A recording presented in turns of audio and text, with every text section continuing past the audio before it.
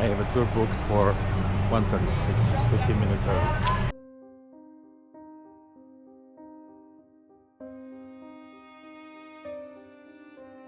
Now it's around that time that I met a young man by the name of Adolphus Busch. Adolphus Busch was born in Germany in 1839. He was the second youngest of 22 children. He came to the United States. He first landed in New Orleans, came up the Mississippi River, landed here in St. Louis. He had a job as a clerk out on the riverfront, made a little bit of money doing that, so he invested in a brewery supply business. Most likely that's how he and Eberhard crossed paths. Eberhard must have liked him because he took him home, introduced him to his family, and Adolphus the next year in 1861 married his daughter Lily. Lily was the first Anheuser-Busch. He quit the brewery and supply business, came and worked full-time for his father-in-law here at the brewery. Now in the 1800s, the brewing industry was a lot different than it is today. You really only sold your product in the city in which it was brewed in. So St. Louis beers didn't really travel outside of St. Louis, Kansas City beers didn't travel outside of Kansas City, etc., etc. They would spoil very easily. Also, beer was very dark, it was very heavy, it really only appealed to that German immigrant men. But Adolphus Busch and his friend Carl Conrad, they wanted to change all that. They wanted to make a lighter American-style lager that would appeal to the taste of a broader audience. They also wanted to make a national brand, something that could be sold across the U.S. So 1876, they introduced a product we know today as Budweiser. Perhaps you've heard of it.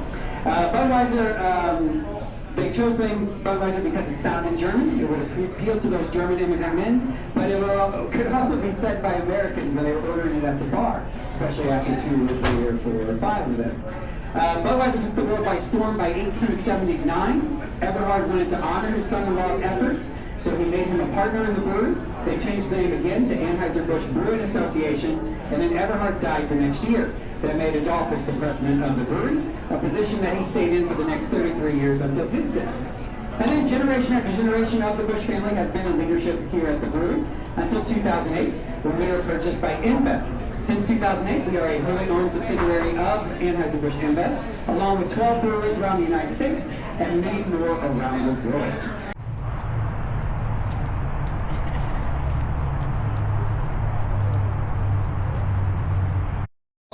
Which is in Beechwood, Missouri. It was established in 2008. That is where we breed our Clydesdales. You can visit there. Beechwood is kind of in the middle of nowhere off of I-70, about 2 hours west of us. At that point, they're about 6 feet tall at the shoulder, and they weigh 2,000 pounds, around 2,000 pounds. So they grow very fast and very large. They're not riding horses. They're bred for workhorses all the way back to their origins in Scotland. The Clydesdales came to us in 1933. Now that was a very big year, not only for Anheuser-Busch history, but history of the United States. Anybody know a significant thing that happened in 1933? Oh, he's pointing at people. End of Prohibition. End of Prohibition. End of Prohibition, yeah. You guys get back to school.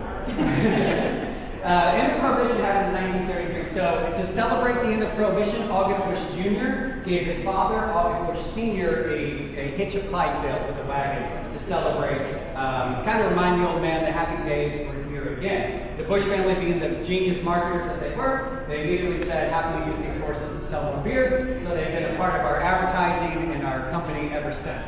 Perhaps you've seen our Super Bowl commercials. They're always popular. The Dalmatians came to us in 1950. Now, by that point, we were delivering beer by truck. We were not a horse and wagon operation, but Dalmatians have always had a history with the brewing industry.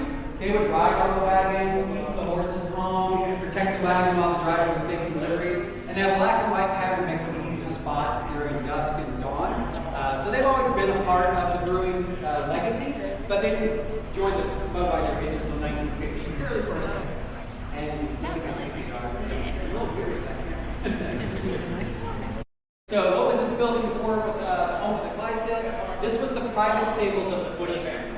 They lived on the property until the 1920s. Their original mansion would have been right outside these doors, kind of across the alleyway there. Fortunately, no longer stands, but then it does. When it was built in 1885, it cost around $35,000, which is around $1 million today. It came with all the latest technological advances of the day, including running water, I always say running lights and electric water, running water and electric lights. Pretty impressive when you consider most of the homes in the neighborhood at that time didn't have running water or electric lights, but the garage of the Busch family did. But how else was this instrumental in that? Crown at the top.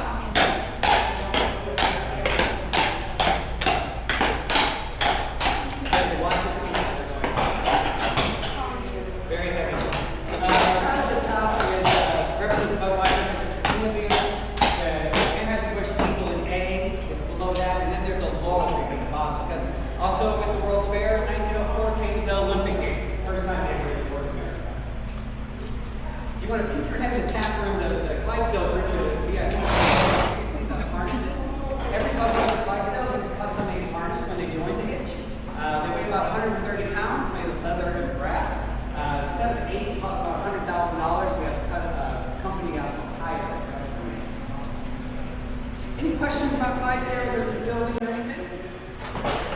Alright, so this Clydesdale's getting his hair combed, so we've got a photo opportunity there.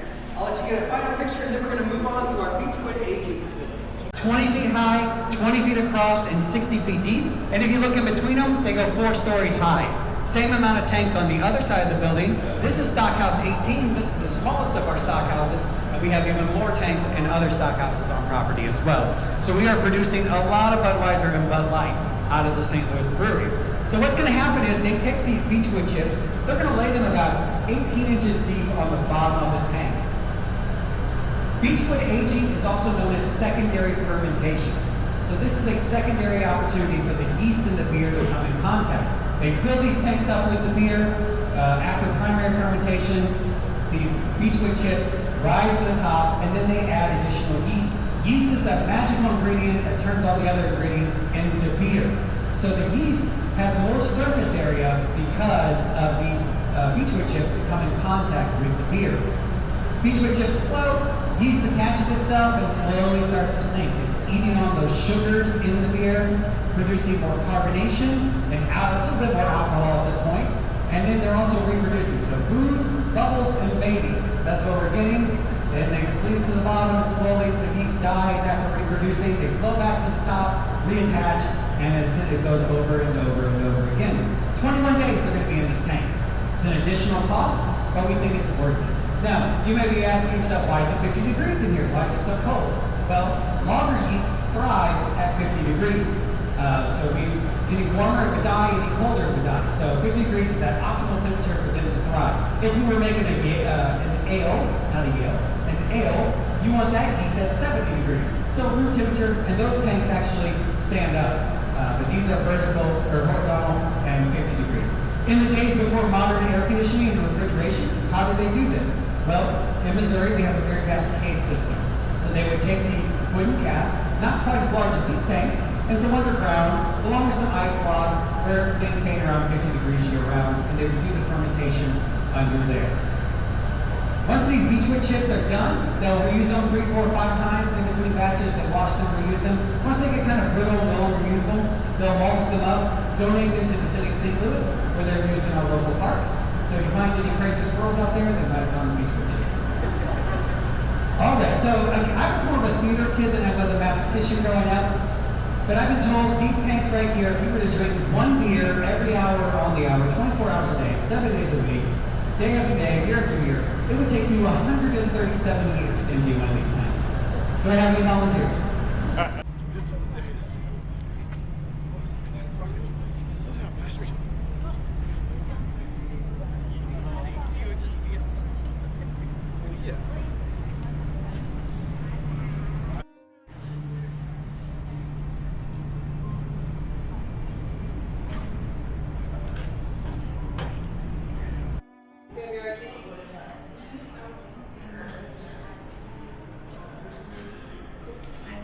Currently seated was a train depot, so they would get the grains and things off of the Mississippi River by a barge.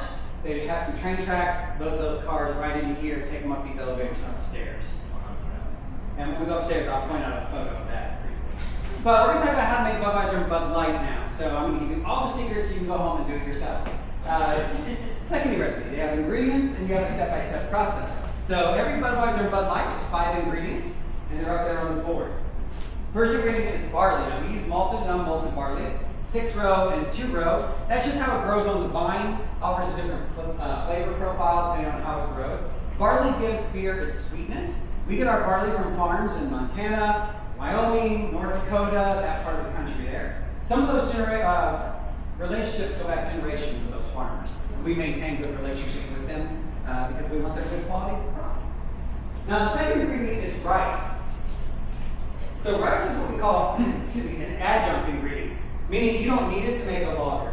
But going all the way back to 1876, remember I told you beer was very dark and heavy back then. Adolphus Busch wanted to set Budweiser apart from every other beer on the market.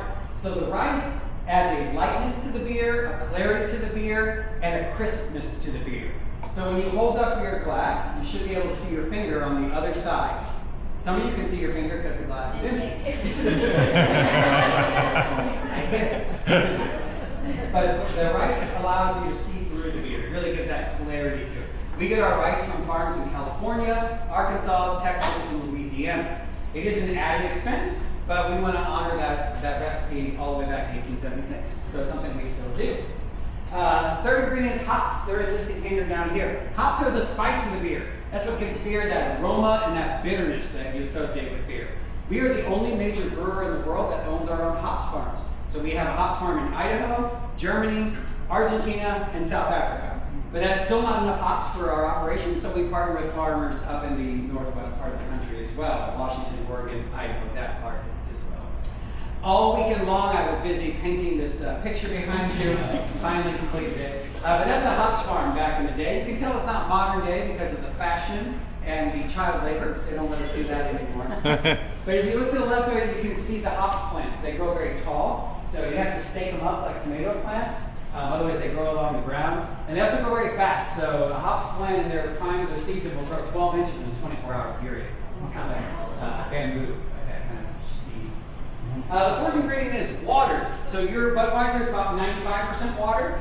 We get our water from the city of St. Louis. We pay our water bill like everybody does. But if you travel, you know water tastes different in every single city you go to. They always say about New York style pizza, it tastes so good because of New York water. But we don't want you to taste your Budweiser and go, ooh, that's a New Jersey Budweiser. I don't know. Nobody's from New Jersey, right? We want it to be consistent across the board. So we filter our water multiple times. Get rid of any impurities, any additives, anything like that. We just want it to be pure and pure. And then the fifth ingredient is yeast. I talked about that a little bit at the last stop, but yeast is that magical ingredient that's going to turn everything else into beer. Our yeast strand goes all the way back to that original yeast strand that Adolphus Busch used in 1876. Thanks to modern technology, we have it DNA fingerprinted so they can track it and make sure it doesn't mutate or deviate from that original strand. Yeast is a fungus, which is kind of funky when you think about it in your beer, but it is a living organism. Maybe you made sourdough during the pandemic. You know you can reuse that yeast generation after generation. Same with the brewer's yeast that we use. Our yeast cultivating plant is here in St. Louis. We actually walked right by it coming down here. It's a very nondescript looking building, but they are the ones monitoring and cultivating that yeast there. They also provide the yeast for all of our breweries around the United States. Once or twice a month, you see a FedEx truck parked out there. They're loading up the yeast, sending it to the breweries to continue to make Budweiser. And there is a sixth ingredient in every Budweiser. Love. That's a joke. All right, so we have all of our ingredients. Now we're going to follow a step-by-step recipe. And it's the same for Budweiser and Bud Light. I'm often asked, isn't Bud Light just watered-down Budweiser? And the answer to that is no, it's not. They follow similar paths. There's just one little difference, and I'll explain that when we get there. So the first thing we're going to do is we're going to mill it. We're going to put it in the milling tanks. We're going to take this barley malt and this rice, we're going to ground it down to about the consistency of coffee grounds, and we're going to weigh it. Then from there, we're going to put it in the mashing tanks. That milled mix is mixed with a little bit of warm filtered water, and it's going to start breaking down those starches into fermentable and unfermentable sugars. This is the biggest difference between Budweiser and Bud Light. Bud Light is going to be in those mashing tanks about twice as long as Budweiser. Budweiser's in there about 45 minutes. Bud Light is going to be in there about an hour and a half. By staying in there longer, it breaks down more sugars, which means less sugars, less carbs, less calories in the final product, making it a lighter beer. Also means less alcohol. So Budweiser is about 5%, Budweiser is about 4.2%. So from the mashing tanks, we move to the straining tanks. So you got this like pulpy, wet, gross mix, and we don't want you to chew your beer. So we strain out all the chunky bits, and what's left is this golden amber sort of liquid, very sugar rich. It's called wort, W-O-R-T. Looks like beer, kind of smells like beer, it doesn't taste anything like beer. They say it tastes like old sweet tea. From there, that wort is now moved to the brew kettles. So we're going to bring that wort to a boil and add in the hops, the spice of the beer. It's really going to start bringing out that flavor profile. Maybe when you got here, you smelled something in the air. When you got to the brewery, that's the hops and wort boiling. Kind of. Somebody said it smelled like Cheez-Its one time, and that's all I can think of. When I go home every night, I lay in bed, and I can smell in one nostril horses, and the other hops and wort. So you take a little bit of the brewery home with you. But that's that smell. So from there, then we move to primary fermentation. So every lager, whether it's a microbrewery, a home brewery, major brewery like us, every lager has to be fermented for 7 to 10 days. That's where that yeast is added, that booze and bubbles really starts to come out. So it's in there for 7 to 10 days, but Budweiser and Bud Light, going all the way back to Adolphus Busch, to be separated, moves to that secondary fermentation. That's just where we were in that Beechwood aging. So it's going to camp out there for an additional 21 days. It doubles the time it takes to make a lager, but again, we think it's worth it. So for Budweiser and Bud Light, that process is about 31 days start to finish. Busch, Michelob Ultra, those kind of lagers go straight to finishing. Only Budweiser and Bud Light camp out here. Then it moves to step number 7, which is finishing. We're going to chill proof it, drop it to 36 degrees, really lock in that flavor and that quality. We're going to filter it multiple times in case there's any ingredients that didn't metabolize during the brewing process. If there's any flavors that need to be added, maybe it's white lime, we're going to add the lime juice at that stage, get it all set and ready for packaging and distribution. Where it goes to your home for the final test, or final step, which is taste testing. Everyone's favorite part. Any questions or anything about brewing? All right, perfect. So we're going to finish our beers here. If you can't finish it, I only slightly judge you. Just kidding.